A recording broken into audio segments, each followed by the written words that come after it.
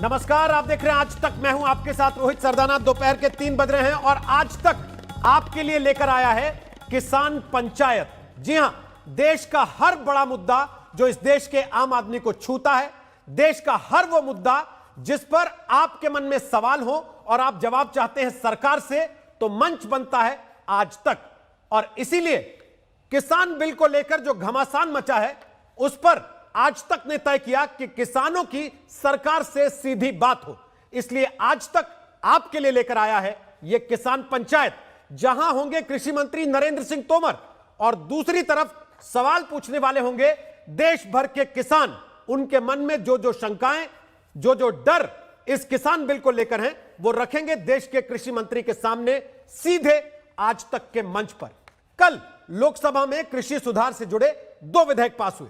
इस बिल को प्रधानमंत्री नरेंद्र मोदी ने किसानों की किस्मत बदलने वाला बिल बताया।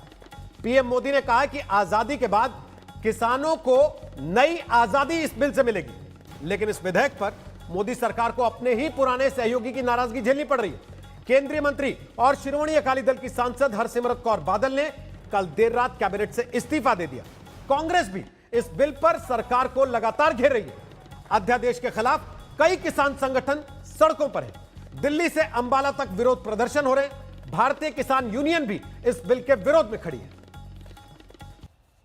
तो हम आपको सुनवाएंगे कि प्रधानमंत्री नरेंद्र मोदी ने कल हरसिमरत कौर के इस्तीफा देने के बाद जब आज किसान बिल को लेकर देश के लोगों के सामने अपनी बात रखी, तो उनके तेवर कैसे थे। लेकिन उसके पहले जरा एक तस्वीर यह भी देखिए कि देश के अलग अलग शहरों में, खासकर उत्तर प्रदेश के कुछ हिस्से में, हरियाणा, पंजाब में किसान बिल को लेकर किस तरीके से विरोध प्रदर्शन हो रहा है। यह तस्वीरें हम आपको दिखा रहे हैं 16 और 17 सितंबर की, जब किसान सड़कों पर उतरे हैं।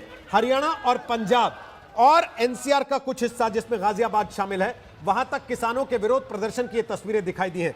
इसके पहले हरियाणा के कुरुक्षेत्र में जब किसानों ने विरोध प्रदर्शन करने की कोशिश की थी, तो उन्हें पुलिस लाठीचार्ज का भी शिकार होना पड़ा था, जिसको लेकर कांग्रेस ने हरियाणा और केंद्र दोनों में बीजेपी की सरकार पर तीखे सवाल उठाए थे।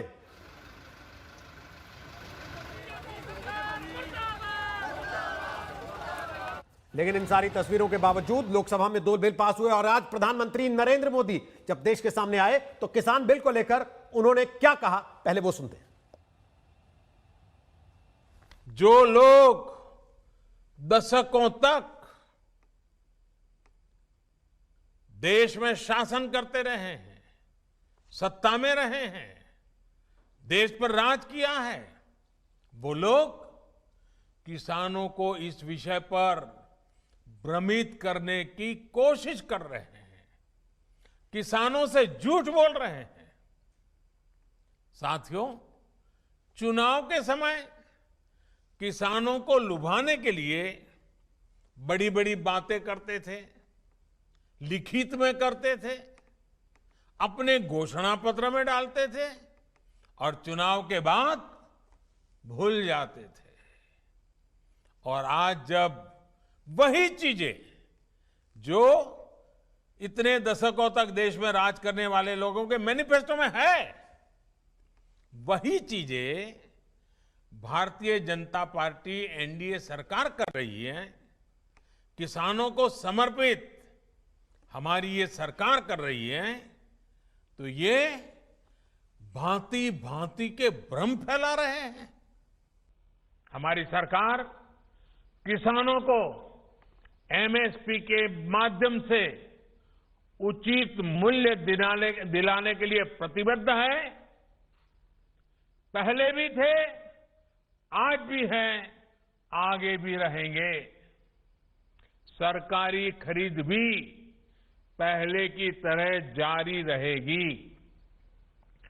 कोई भी व्यक्ति अपना उत्पादन जो भी वो पैदा करता है, दुनिया में कहीं भी बेच सकता है, जहां चाहे वहां बेच सकता है। विश्वकर्मा जयंती के दिन लोकसभा में ऐतिहासिक कृषि सुधार विधेयक पारित किए गए हैं। इन विधेयकों ने हमारे अन्नदाता किसानों को अनेक बंधनों से मुक्ति दिलाई है। आजादी के बाद किसानों को किसानी में एक नई आजादी देने का काम हुआ है। इन सुधारों से किसानों को अपनी उपज बेचने में और ज्यादा विकल्प मिलेंगे और ज्यादा अवसर मिलेंगे। तो सुना आपने प्रधानमंत्री नरेंद्र मोदी को, उन्होंने कहा कि इससे बिचौलियों का अंत होगा और जो लोग इसका विरोध कर रहे हैं वो असल में बिचौलियों के साथ खड़े हुए हैं। हम आपको 5 राज्यों से किसानों की बात सीधी लाइव सुनवाएंगे। हमारे साथ हरियाणा में सोनीपत से मेरे सहयोगी कुमार कुणाल इस वक्त लाइव आ गए हैं, उनके साथ बहुत सारे किसान हैं।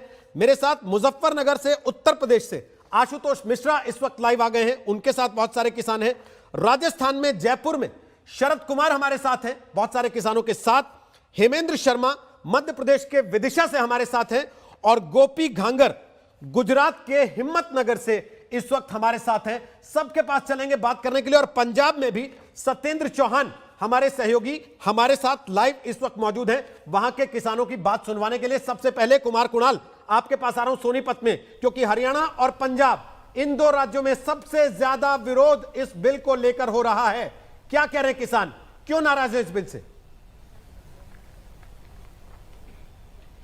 देखिए, आपको याद होगा रोहित कि किस तरीके से जो पहला सबसे बड़ा प्रदर्शन हुआ था इस पूरे किसान बिल को लेकर के कुरुक्षेत्र में, वहां पर लाठियां चली थी और उसको लेकर के सबसे ज्यादा नाराजगी है किसानों में। ये हरियाणा के किसान हैं।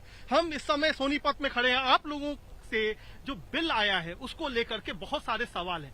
क्यों सवाल पूछ रहे हैं सरकार से? देखिए, किसानों की बहुत लंबे टाइम से एक मांग रही है कि किसानों को फसलों का लाभकारी मूल्य मिलना चाहिए, लेकिन आज जो ये अध्यादेश लाए गए हैं इनको किसानों ने अच्छी तरीके से पढ़ा है, उसको देखा है, उसके बाद हम सड़कों पर आने की कोशिश में हैं और सड़कों पर आए हैं और पुलिस के द्वारा पीटे गए हैं। हम ये कहना चाहते हैं इस अध्यादेश के अंदर जो फसलों की खरीदने की गारंटी है वो सरकार अपने हाथ में ले, वो व्यापारी के हाथ में ना दे। लेकिन जो है सरकार की तरफ से प्रधानमंत्री खुद बोल रहे हैं, तो आप लोगों को अभी क्या शिकायत है? क्या लगता है कि प्रधानमंत्री जब खुद कह रहे हैं कि कोई भ्रम की स्थिति नहीं है? वो लिखित में चाहिए जी, हमको लिखित में चाहिए। 3 अध्यादेश है, 4था अध्यादेश लिखित में आना चाहिए कि भाई MRP पक्की हो जाएगी, जिससे किसान संतुष्ट हो जाएगा कि भैया हमें इसकी कीमत सही मिलेगी। तो अभी तमाम रोहित यहाँ पर किसान हैं जो हमारे साथ हैं, उनकी बहुत सारी समस्याएं हैं, शंकाएं हैं। आपको क्या लगता है कि क्या जो आपको ये तमाम चीजें हैं उसको लेकर के क्यों विरोधाभास है सरकार की बातों में, क्यों दिखाई देता है विरोधाभास? आज तक जो भी सरकार ने घोषणाएं की हैं, जो वादे करे हैं, एक भी सरकार ने आज तक पूरा नहीं किया है। सिर्फ ख्याली पुकाव बनाते हैं और लोगों को बहका लेते हैं। एक भी बात सरकार ने आज तक पूरी नहीं की, ना कोई स्वामीनाथन की, कोई कहीं पर भी किसी भी तरह की कोई भी सरकार अपनी तरह से गारंटी नहीं देती, खाली बात करती है।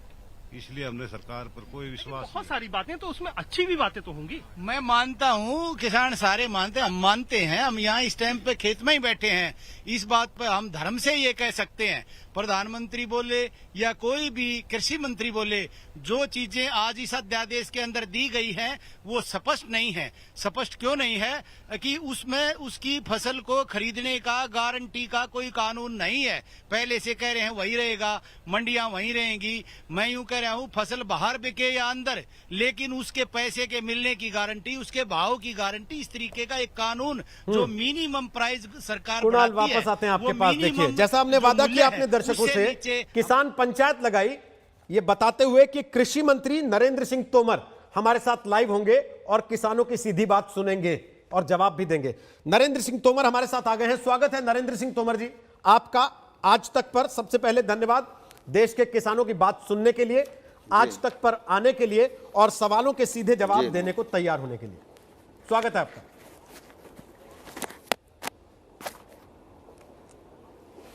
नरेंद्र जी धन्यवाद। अभी हरियाणा के किसानों की हमने बात सुनी, वो कह रहे हैं कि एमएसपी को लेकर सबसे ज्यादा डर है।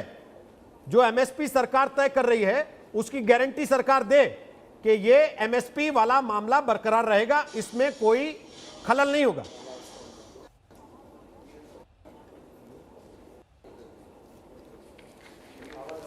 मैं आपके माध्यम से सभी किसानों को यह आश्वस्त करना चाहता हूं कि प्रधानमंत्री नरेंद्र मोदी जी ने काम संभालने के बाद ही स्वामीनाथन साहब की रिकमेंडेशन को स्वीकार किया और किसानों की एमएसपी 1.5 गुना करने का फैसला किया। तब से लेकर आज तक लगातार एमएसपी बढ़ाई जा रही है। रबी की एमएसपी भी बढ़ाई गई और खरीफ की एमएसपी भी एक हफ्ते के भीतर हम लोग मंत्रिमंडल से मंजूरी दे देंगे। एमएसपी पर खरीद होती रही है, एमएसपी पर खरीद हो रही है और आने वाले कल में भी न्यूनतम समर्थन मूल्य पर खरीद होती रहेगी। इसमें किसी भी किसान को भ्रम में आने की जरूरत नहीं है। तोमर साहब, किसान ये कह रहे हैं कि ये बात लिखित में आ जाए कहीं। आप 3 बिल लाएं, एक चौथा बिल भी हो। अभी हरियाणा के किसानों ने ये मांग की है।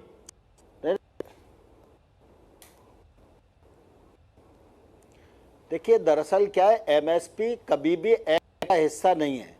एमएसपी प्रशासकीय निर्णय है और इस बिल से उसका कोई ताल्लुक नहीं है।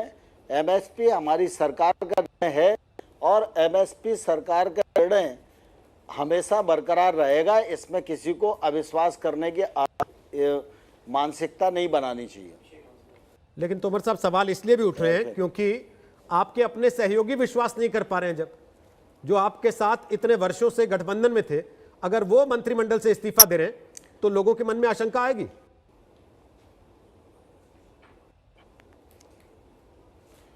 मैं किसान भाइयों और बहनों को आग्रह करना चाहता हूं कि लोकतंत्र में विरोध करने का अधिकार सबको है, लेकिन विरोध राजनीतिक दृष्टि से हर बिल का नहीं होना चाहिए। ये जो विधेयक आज प्रधानमंत्री नरेंद्र मोदी जी के नेतृत्व में लाए जा रहे हैं, यह किसान के जीवन स्तर में क्रांतिकारी बदलाव लाने वाले हैं। आज तक जो मंडी में व्यवस्था थी, उस व्यवस्था के अतिरिक्त भी किसान को आज़ादी मिल सके और वह अपने खेत, अपना घर, अपने वेयर हाउस से भी सीधा अंतर्राज्यीय व्यापार कर सके, इसके लिए ये विधेयक किसान को स्वतंत्रता देने वाले हैं। जहाँ तक विरोध का सवाल है, तो राजनीतिक क्षेत्र में राजनीतिक विरोध तो होता ही रहता है। जो लोग राजनीतिक और निजी स्वार्थों के चलते विरोध करेंगे, उनको मुझे कुछ नहीं कहना, लेकिन मैं इतना आश्वस्त करना चाहता हूँ, ये विधेयक किसान के हित के लिए और किसान की उन्नति के लिए, कृषि को समृद्ध बनाने के लिए और किसान जो अभी तक मंडी की जंजीरों में जकड़ा हुआ था, उसको आज़ाद करने के लिए विधेयक है। किसानों को डर तो यही लग रहा है तोमर साहब कि मंडी सिस्टम ही खत्म ना हो जाए कहीं।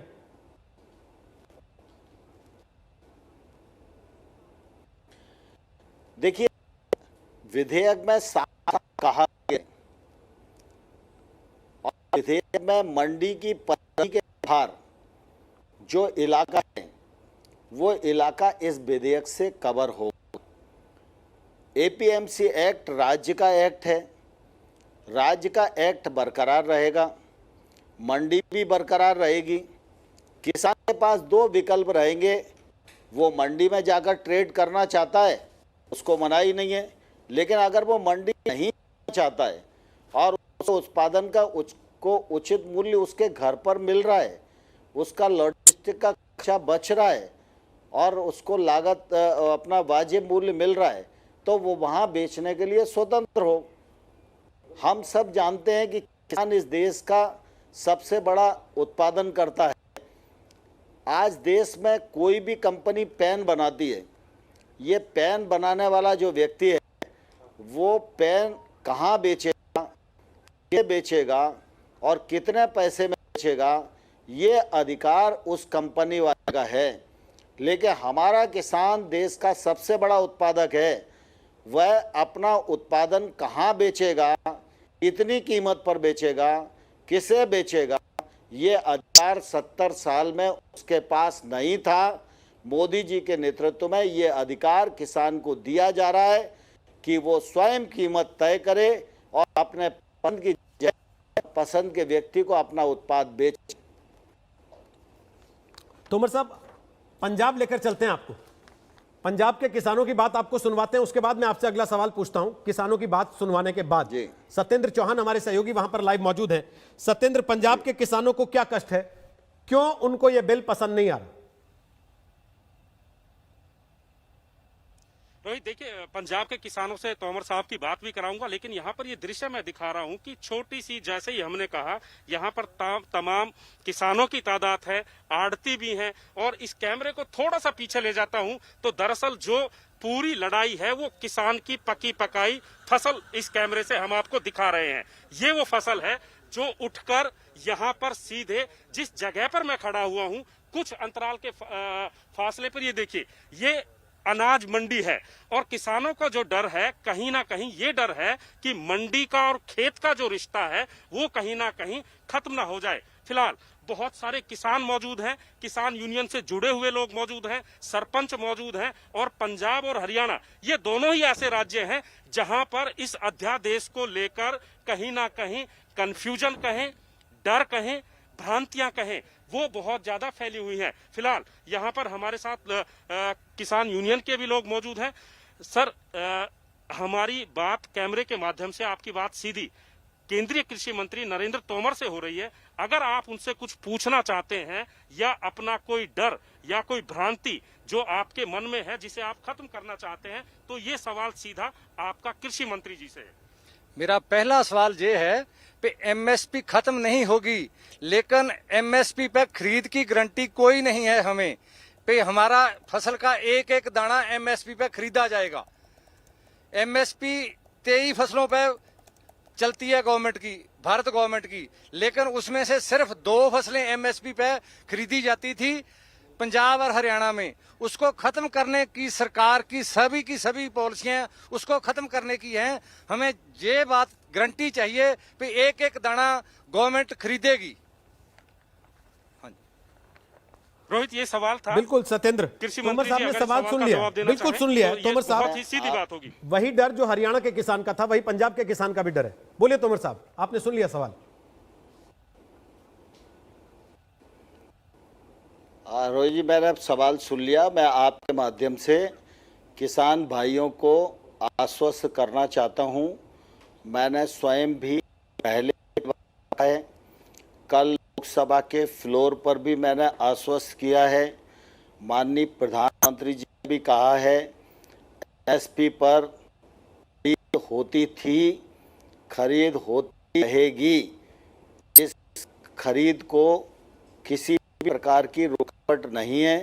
किसान भाइयों को किसी के कहने पर गुमराह होने की बिल्कुल भी आवश्यकता नहीं है। सभी किसान भाइयों से अनुरोध करना चाहता हूं, एमएसपी रहेगी और खरीफ की एमएसपी अभी हम घोषित करने वाले हैं और उसके बाद खरीफ की खरीद होगी पंजाब में भी, हरियाणा में भी और देश भर में भी। तोमर साहब, किसानों को एमएसपी के अलावा भी, किसान को सरकार के पास फसल बेचने के अलावा भी ओपन मार्केट में बेचने की अनुमति देकर आप उसके लिए विकल्प बढ़ाना चाहते हैं या सरकार के कंधे से बोझ उतारना चाहते हैं कि सारा हम ही क्यों खरीदें?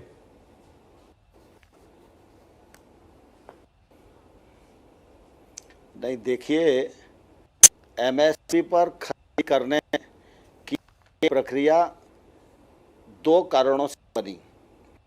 एक तो किसान का उत्पादन उचित मूल्य पर बेच और दूसरा मार्केट संतुलित हो सके और निश्चित रूप से इसका फायदा किसानों को मिले। आपको ध्यान होगा, स्वामीनाथन साहब ने रिकमेंडेशन की कि किसान को लागत का 50% मुनाफा मिला के एमएसपी घोषित किया जाना चाहिए। 10 साल तक यूपीए की सरकार थी। यूपीए सरकार चाहती तो इस रिकमेंडेशन को मान सकती थी, प्रधानमंत्री मोदी जी ने जब काम संभाला, प्रधानमंत्री नरेंद्र मोदी जी के नेतृत्व में लगातार इस बात की कोशिश की जा रही है कि हमारे देश की खेती समृद्ध हो और किसान की आमदनी दोगुनी हो। इसी दृष्टि से अगर आप देखेंगे तो चाहे देश में 10,000 FPO बनाने का मामला हो, गांव और खेत तक इंफ्रास्ट्रक्चर के लिए 1 लाख करोड़ रुपए के पैकेज के इन्वेस्टमेंट का मामला हो, और चाहे MSP पर लागत पर 50% मुनाफा जोड़कर MSP घोषित करने का मामला हो, ये सारे निर्णय प्रधानमंत्री नरेंद्र मोदी जी के नेतृत्व में इस देश में लिए गए हैं। नरेंद्र मोदी जी की सरकार की स्पष्ट मान्यता है कि खेती समृद्ध होगी भी भारत समृद्ध होगा, और भारत को समृद्ध बनाना है, खेती को मुनाफे में लाना पड़ेगा। इसलिए MSP पर भी खरीद करना पड़ेगी, किसान को ओपन मार्केट भी देना पड़ेगा, किसान को उसके का 3 दिन के भीतर भुगतान हो जाए ये भी सुनिश्चित करना पड़ेगा।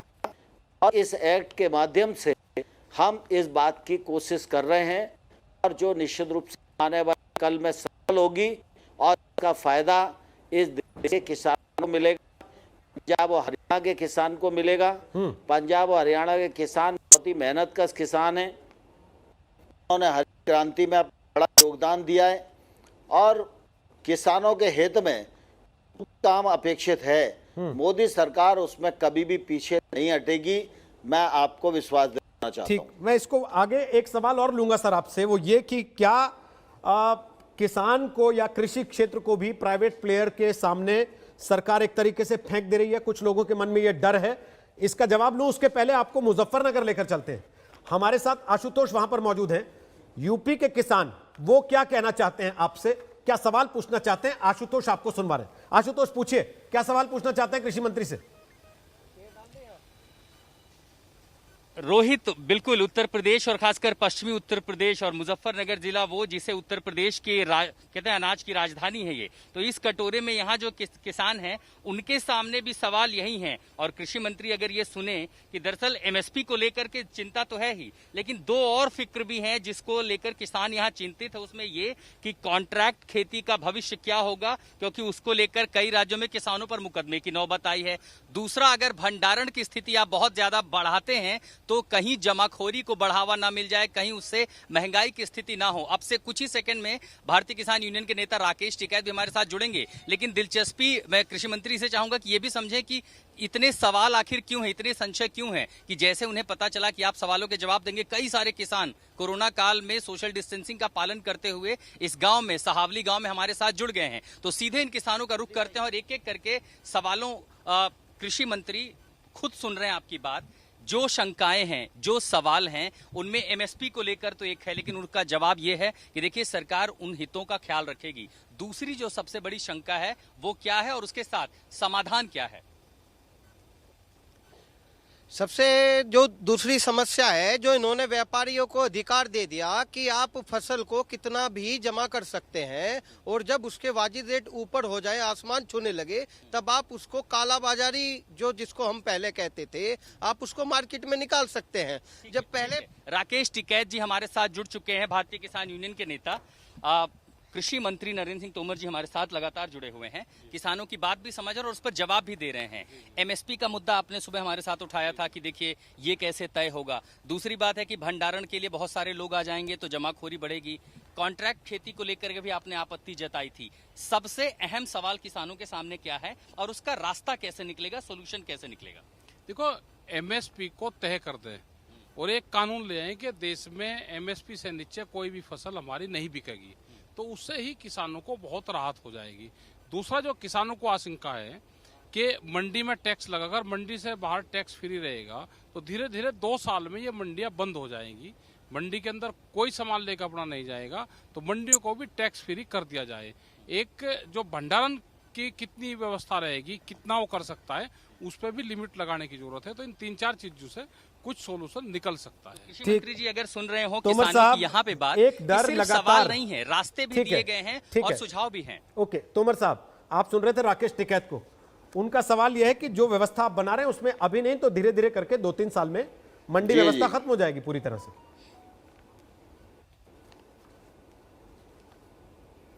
नहीं, राकेश भाई ने बहुत अच्छी बात कही, क्योंकि एक तो उन्होंने एमएसपी की बात कही, तो मैं पहले भी कह चुका हूँ एमएसपी के बारे में किसी को शंका नहीं होना चाहिए।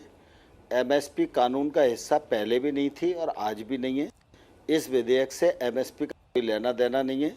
एमएसपी पहले एमएसपी पर होती रही है, आने वाले कल में भी होती रहेगी। अभी गरीब की एमएसपी हम एक आध हफ्ते में मंत्रिमंडल से पास करके फिर 50% मुनाफा जोड़कर घोषित करने वाले हैं। दूसरा, राकेश भाई ने ये कहा कि जो स्टॉक लिमिट है उसको ख़त्म कर दिया है।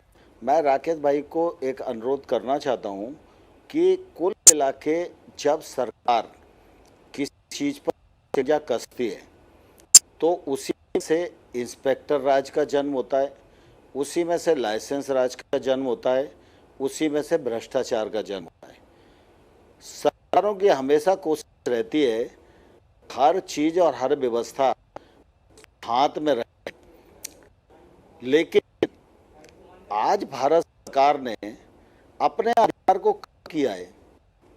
जब एसेंशियल कमोडिटी एक्ट आया था उस जमाने में खाद्यान्न का अभाव था और इसलिए ये आवश्यक थी कि ये एसेंशियल कमोडिटी एक्ट आए और वो हमारे स्टॉक लिमिट तय करें, जिससे कि देश में किसी प्रकार की अफरा तफरी ना हो।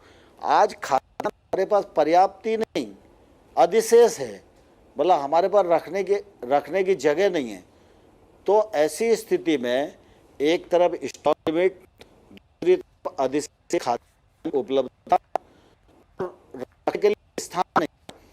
अगर हम ये स्टॉक लिमिट को हटा दें तो नया इंफ्रास्ट्रक्चर बनेगा, नए गोदाम बनेंगे, निवेश इसी के क्षेत्र में आएगा और चूंकि से हम खाद्य पदार्थों को बाहर कर रहे हैं, कोई इंस्पेक्टर नहीं आएगा, कोई लाइसेंस लेना पड़ेगा और किसी प्रकार के कानून का उल्लंघन नहीं होगा।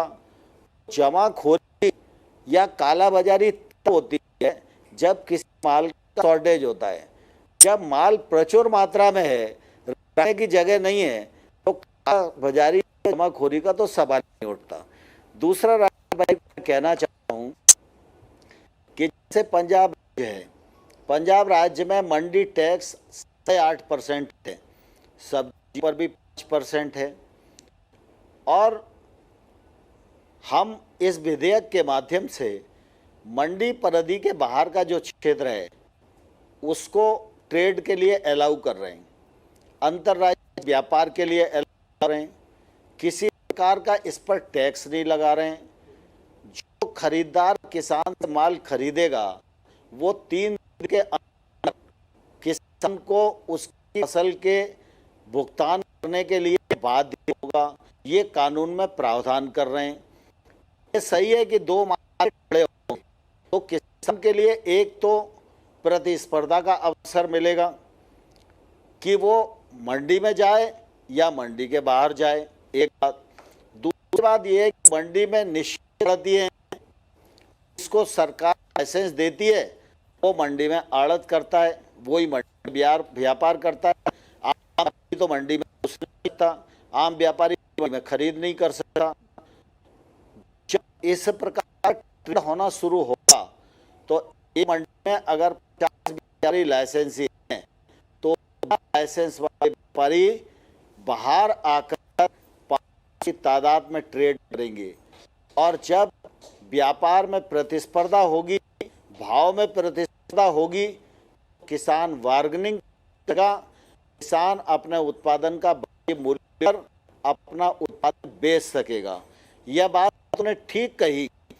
अगर केंद्र सरकार ने कृषि उपज व्यापार वाणिज्य अधिनियम के माध्यम से टैक्स को फ्री कर दिया है, तो राज्य सरकारों को भी टैक्स फ्री कर देना चाहिए। अब राज्य सरकार का अपना कानून है, राज्य सरकार के अपने अधिकार हैं, राज्य सरकार अपने निर्णय कर सकती है।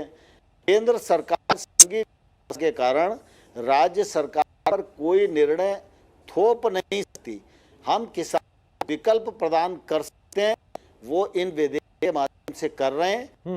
मैं समझता हूं कि राज्य सरकार इससे सीख लेगी, में आय के स्रोत बढ़े, इस दिशा में वो आगे बढ़ेगी और टैक्स कम करेंगी।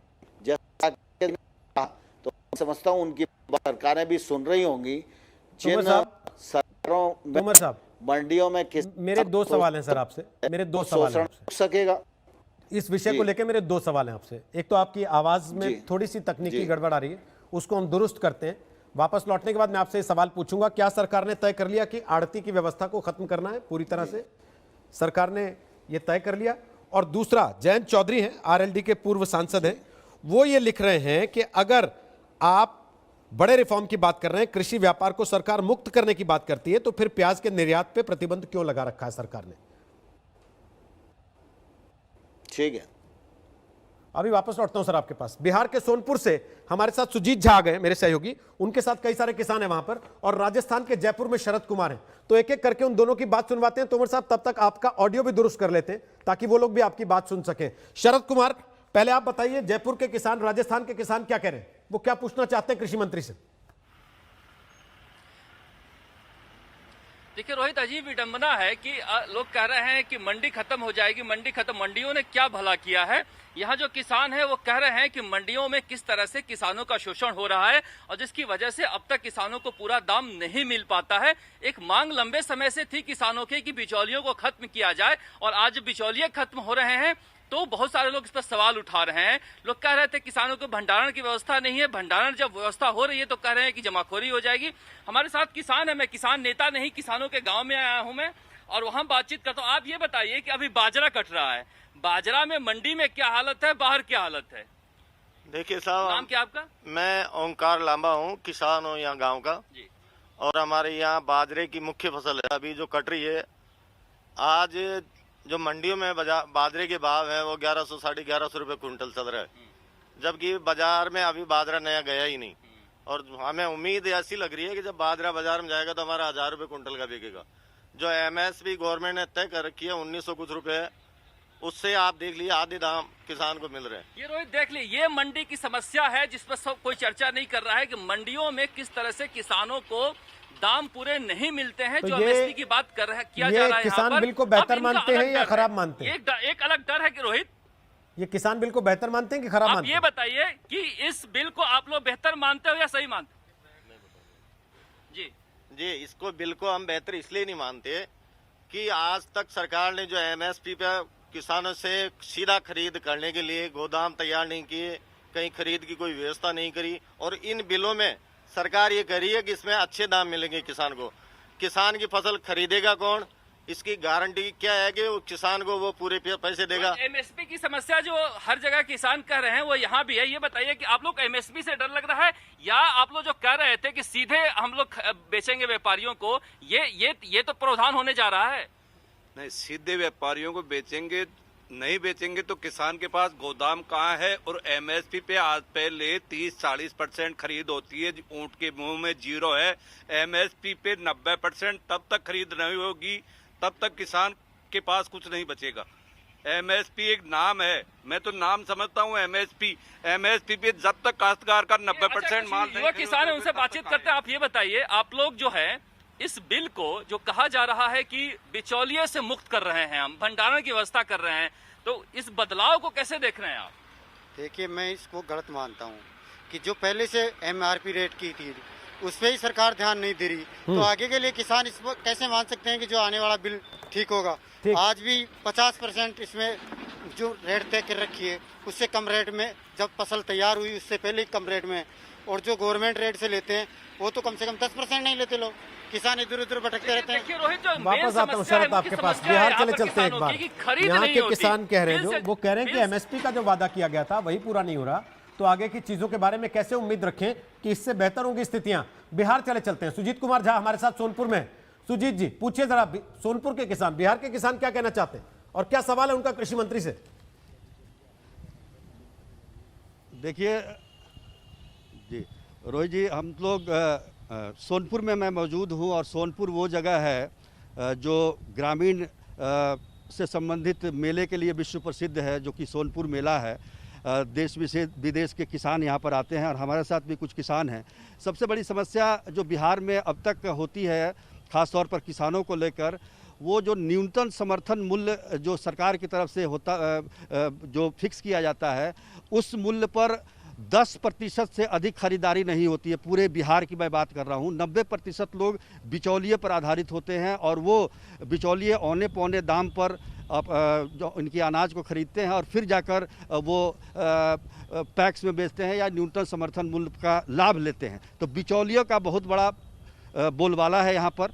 अगर सरकार ये कहती है कि इस बिल के जरिए बिचौलिए समाप्त हो जाएंगे तो ये तो बिहार के लिए बहुत बड़ी अच्छी बात होगी।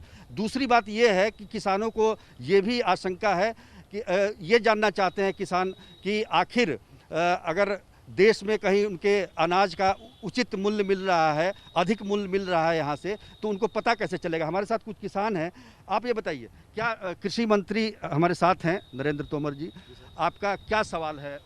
सर, सवाल है कि जो माननीय प्रधानमंत्री जी द्वारा जो किया गया है वो तो बहुत सराहनीय कदम है, किसानों के लिए बहुत क्रांतिकारी कदम है। लेकिन सर, इसमें सोचना है कि अगर हम यहाँ से जो अपना माल बाहर जाकर बेचते हैं उसकी दर क्या होगी। मान लीजिए कि दिल्ली में मैं अपना जाकर माल बेचूं, उसकी दर क्या होगी। हो सके हमारा दर से कम दिल्ली का दर हो, तो फिर ट्रांसपोर्टिंग क्या होगा। इस तरह की कुछ समस्याएं दिखाई पड़ रही है सामने में, जिसकी समाधान की आवश्यकता है। इसकी एक राष्ट्रव्यापी रेट होनी चाहिए, ट्रांसपोर्टिंग का कैरेज होना चाहिए। इस तरह की सारी व्यवस्था है, जो उसको दूर किया जाएगा तो ये बहुत सराहनीय कदम है। ठीक, सुजीत जी वापस आता हूं आपके पास। इनका सवाल पहले तोमर जी से लेते हैं, जो उन्होंने सवाल पूछा। तोमर जी, वो बिल से खुश हैं, लेकिन वो ये कह रहे हैं कि आप हमको कह तो रहे हैं कि बाहर जाके बेच लो कहीं, लेकिन कैसे बेचे और इसकी क्या गारंटी है कि बाहर हमको बेहतर दाम मिलेगा, और जो ट्रांसपोर्टेशन होगी, बाकी सारी चीजें होगी, उनका खर्चा, ये सारी चीजें कैसे तय होंगी?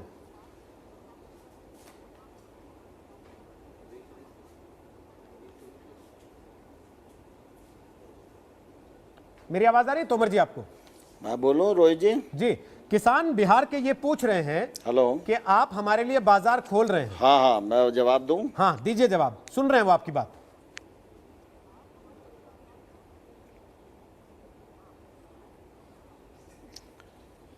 ये रोहित जी, 2-3 सवाल आ गए एक साथ जी। सामान्यतः एमएसपी के मामले में तो मैं बार बार कह चुका हूं कि एमएसपी के मामले में किसी को भी शंका नहीं रखना चाहिए, और जो एमएसपी घोषित की जाती है वो जारी रहेगी और एमएसपी पर खरीद भी जारी रहेगी। दूसरा, फिर कुछ लोगों के मन में भाव की आशंका है, कुछ लोगों के मन में गोदाम कहाँ है इसकी आशंका है। तो मैं आपके माध्यम से किसान भाइयों और बहनों को कहना चाहता हूँ कि एक तो जो नया एक्ट हम बना रहे हैं, इस एक्ट में इस बात का प्रावधान है कि हम एक ऐसा मैकेनिज्म बनाएंगे जो मैकेनिज्म किसान को रोज़ रोज़ के भाव से अवगत कराएगा, जिससे किसान को भाव मंडी जाकर पता करने की ज़रूरत ना पड़े, गांव के गांव में उसको भाव उपलब्ध हों। ये मैकेनिज्म हम इस विधेयक के अंतर्गत बनाएंगे। दूसरा, जो तकलीफ़ें आज आ रही हैं, उन तकलीफ़ों के अनेक कारण हैं। वो क्या है कि कृषि के क्षेत्र में निजी निवेश गांव और खेत तक नहीं पहुंचता है। हम लोगों ने लगातार इस बात की कोशिश की है कि देश में 86% छोटा किसान है। जो छोटा किसान है वो स्वयं भी निवेश नहीं कर पाता, और चूंकि वो अकेला किसान है इसलिए कोई बड़ा निवेशक भी उसके पास नहीं आ पाता। इसलिए मूल्य आश्वासन एक्ट, इसलिए कृषि उपज व्यापार एक्ट, और इसीलिए आवश्यक वस्तु अधिनियम में संशोधन, और इसीलिए 1 लाख करोड़ के इंफ्रास्ट्रक्चर फंड का प्रावधान, इसीलिए 10,000 एफपीओ पर 6,850 करोड़ रुपए का खर्चा, ये सब जब चीज़ें मिलेगी और ये राशि और ये निवेश जब गांव तक पहुंचेगा, किसान तक पहुंचेगा, तब निश्चित रूप से किसान को इसका फ़ायदा मिलना शुरू होगा। ये क्रम मोदी जी ने सरकार में आने के बाद किया। आज तक कृषि के क्षेत्र में कभी भी 1 लाख करोड़ रुपए का निवेश हो जाएगा ये सोचा नहीं जा सकता था। और मोदी जी ने सिर्फ कहा नहीं, मुझे कहते हुए प्रसन्नता है, 8 जुलाई को मंत्रिपरिषद ने निर्णय किया था कि 1 लाख करोड़ रुपए का इंफ्रास्ट्रक्चर के लिए मंजूरी दी जाती है।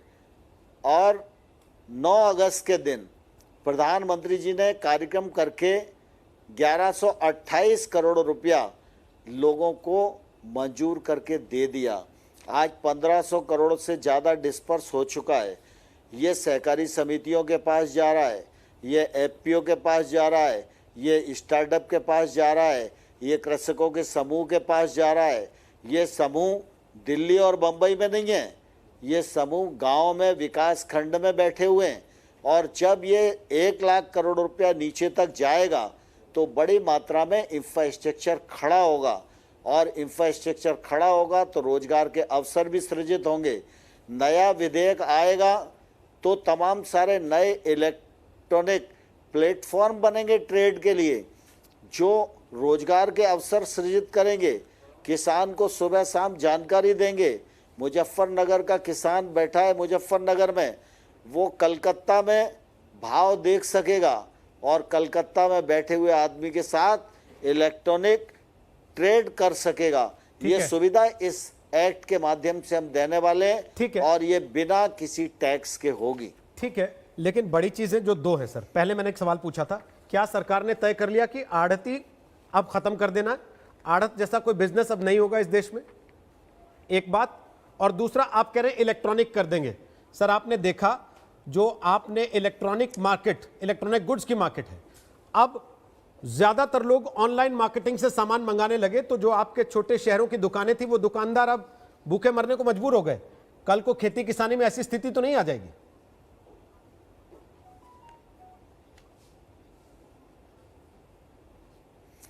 नहीं, मैं रोज जी आपको आश्वस्त करना चाहता हूं कि छोटे किसान और छोटे व्यापारी दोनों हमारे देश की ताकत हैं।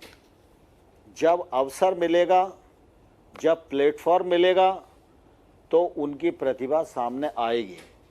भारत सरकार अपने विधेयक के माध्यम से किसी को समाप्त नहीं करना चाहती, किसी का अहित नहीं करना चाहती। हम इन विधेयकों के माध्यम से किसान के जीवन स्तर में बदलाव लाना चाहते हैं। हम इन विधेयकों के माध्यम से किसान की माली हालत सुधारना चाहते हैं। हम इन विधेयकों के माध्यम से खेती को उन्नत खेती बनाना चाहते हैं, इसलिए विधेयक लेके आए। ठीक है, अखिलेश यादव कह रहे हैं कि ये किसानों को उद्योगपतियों के हवाले कर देने वाला बिल है, लेकिन गुजरात के किसान इस पर क्या सोचते हैं? गोपी के पास चल रहे हैं, वो आपको बताएंगे गुजरात के किसान आपसे क्या पूछना चाहते हैं। गोपी फटाफट पूछिए, गुजरात के किसान क्या पूछना चाहते हैं, जल्दी से।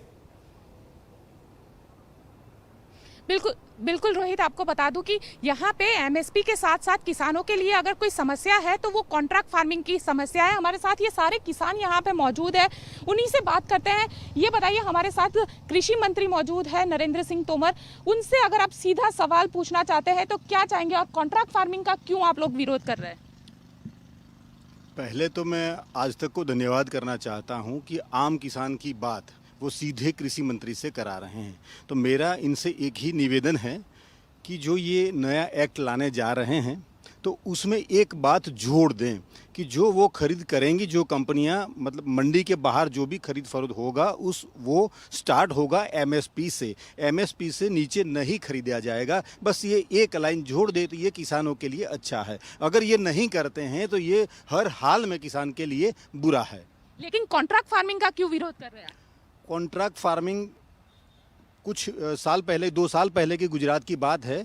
पेप्सी कंपनी ने FC5 सीड्स के किसानों को दिया था और उसके चलते किसानों पर पेप्सी ने 8 से 10 किसानों पर करोड़ों रुपयों का जुर्माना अदालत में दाखिल किया था। तो जो किसान 1 करोड़ में कितने शून्य लगते हैं वो नहीं पता, वो कैसे ऐसी कंपनियों से लड़ेगा, ये होगा। और छोटे छोटे जो किसान हैं वो किसानी कर नहीं पाएंगे और अपने ही खेत में खुद मजदूर बन के रह जाएंगे।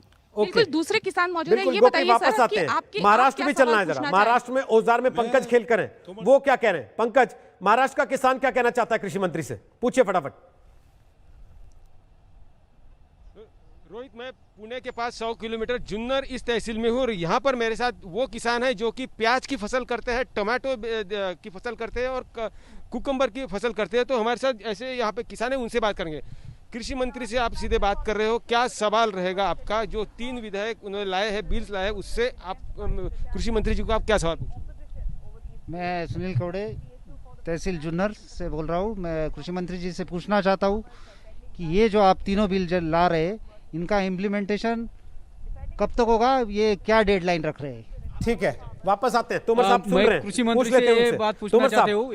एक तरफ साहब आप कब तक इन बिलों का इम्प्लीमेंटेशन होगा, और दूसरा जो पिछला सवाल था कि क्यों नहीं MSP को मिनिमम निर्धारित कर देते कि किसान कहीं बाहर भी बेचेगा तो उससे कम दाम पर उसकी फसल नहीं बिकेगी।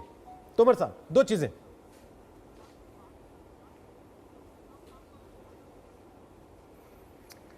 देखिए रोहित जी, MSP पर खरीद एक समय तक होती है, 365 दिन और 24 घंटे खरीद नहीं होती। ठीक।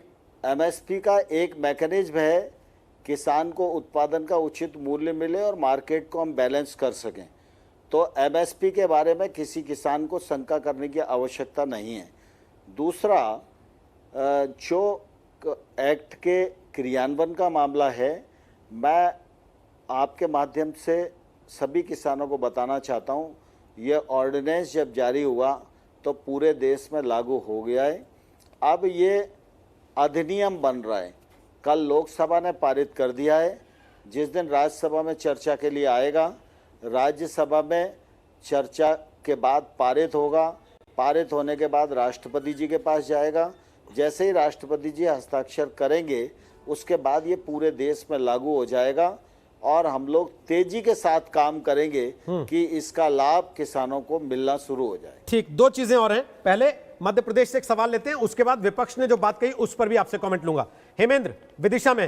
हेमेंद्र जी, पूछिए किसान क्या बोल रहे हैं मध्य प्रदेश के। जल्दी से एक सवाल कृषि मंत्री के लिए।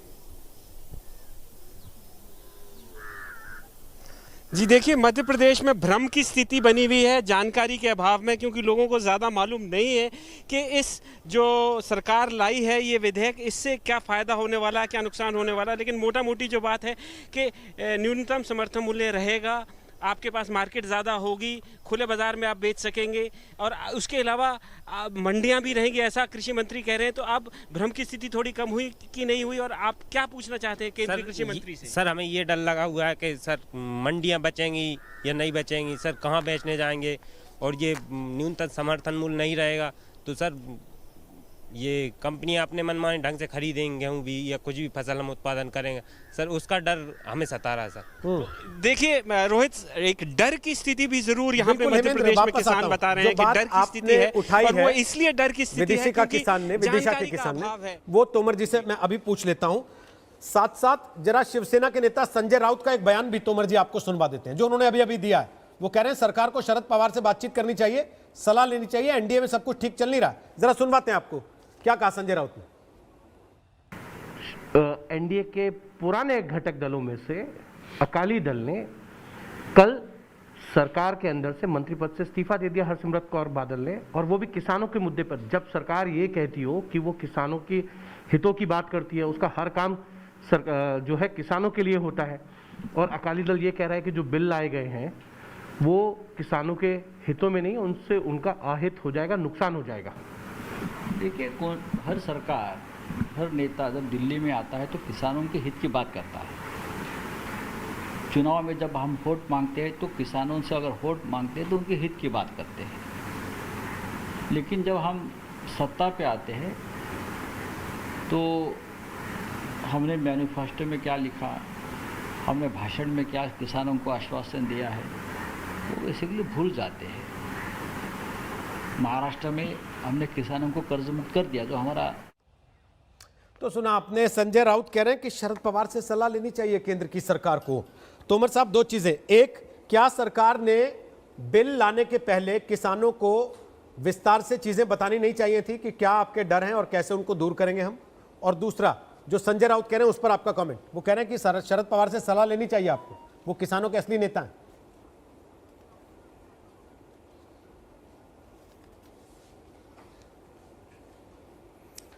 रोहित जी, ये बात ठीक है, क्योंकि जब राज्यसभा में बिल जा रहा है तो निश्चित रूप से हम सब लोग संजय राउत जी से भी बात करेंगे, पवार साहब से भी बात करेंगे, बाकी जो दल के नेता हैं उन सबको रिक्वेस्ट करेंगे, उनके मन में अगर कोई शंका है तो उसका समाधान करेंगे। और इसमें सरकार को कोई संकोच नहीं है और सरकार बहुत ही साफ नीयत से बिल को लेकर आई है और ये बिल पूरे के तरह से किसानों के हित में है और किसानों की माली हालत सुधारने वाले हैं।